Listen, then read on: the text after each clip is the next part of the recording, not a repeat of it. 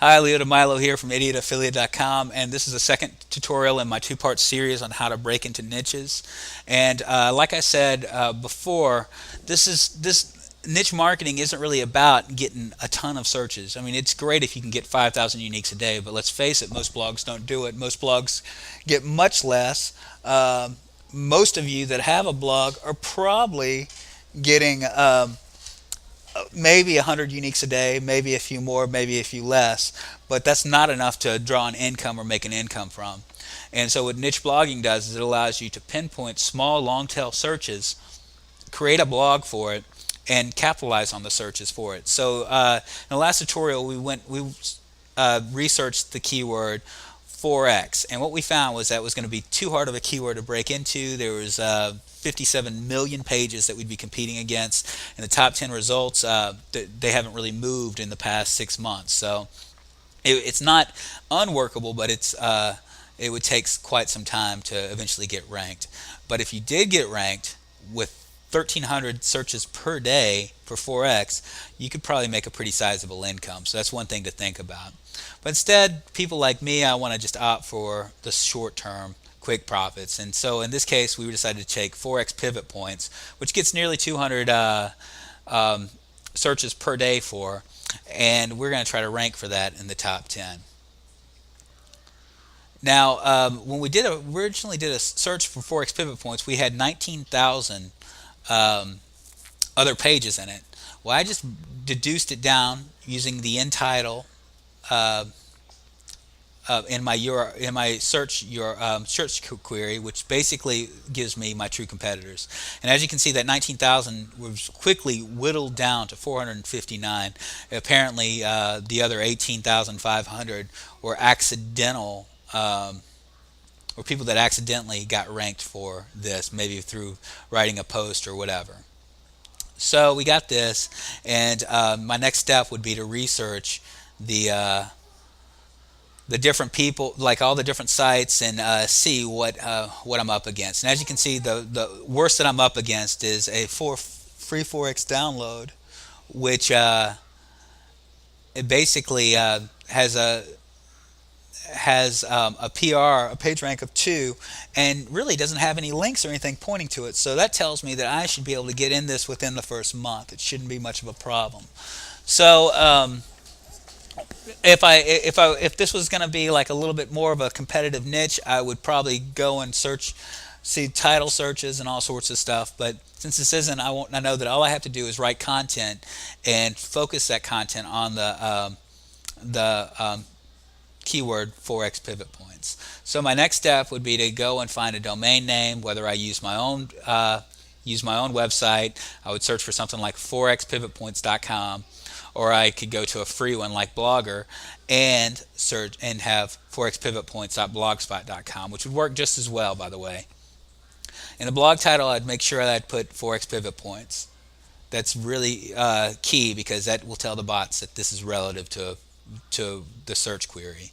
In the blog address, I would try to get as close to Forex pivot points as I could. If it wasn't available, I would do something like forex-pivot-points-1.blogspot.com. And once again, the reason why I'm doing this is because I want the Google bots to know exactly what my site is if they're coming from another site. And as you know, a lot of times when you get in backlinks, you can't use anchor tags. So this will be just as good or almost as good as anchor tags. So I would build this site. I'd go ahead and create the blog. My first page my first post that I would put on it would be 1,000 to 3,000 word ramble on Forex pivot points. I'd basically go and grab as much data as I could, research it, and write a long rambling post using all the latent semantic, the synonyms and latent semantic terms that I could possibly find that would indicate to Google and the Google bots that my site is indeed about Forex pivot points. A couple of notes of importance: you'd want to put Forex pivot points in your beginning and ending, your beginning paragraph and your ending paragraph, and you'd also want to link Forex pivot points anchor text to your home page on every post from here on out on this particular blog. And that's pretty much it. I mean, I would write about 10 pages, and I would just sit on it wait for it to get indexed. If it wasn't getting indexed, I would go and write an article on Easy Articles using that exact title and using my address in my resource box um, to try to help it get indexed. And I would just basically just sit on it and wait to see what happens. Now, I wouldn't monetize this till it was indexed and I had about 30 to 60 days in there so it could climb the ranks. And I can almost guarantee that this would climb the ranks within the first month. And then I would monetize it, whether it was AdSense or CPA ads or affiliate ads. Now, for those of you that don't think this is doable, imagine this. I have three Forex blogs that I run right now, and basically one of them that I started just last month for a term that gets searched roughly around 200 times. It was not ranked at first, and when it finally got indexed, it was ranked on the fifth page. Last week it was ranked on the third page, and finally it's climbed to number 16. This is just in a month's time, so I can pretty much guarantee you that since I've added, all I need is a couple more backlinks to it, and I can pretty much be in the top 10. And I could very easily become either the top one or two within 2 months. So that's what I would do, and I would just move on right after that and find another long tail keyword, niche term, that I could exploit. Now, after you know, so you'd basically do these little niche sites. You'd build them up. You'd build about 10 pages, 20 pages, whatever. You'd update them every so often, and let's say you're up to 50 blogs now. That's roughly 500 to 1,000 posts over a period of 6 months. Then that is making $5 to $10 per day off of AdSense or affiliate, any kind of affiliate marketing tactics that you're using. Well, that equates to $5,000 per month. And that, my friends, in most regions of America is a living.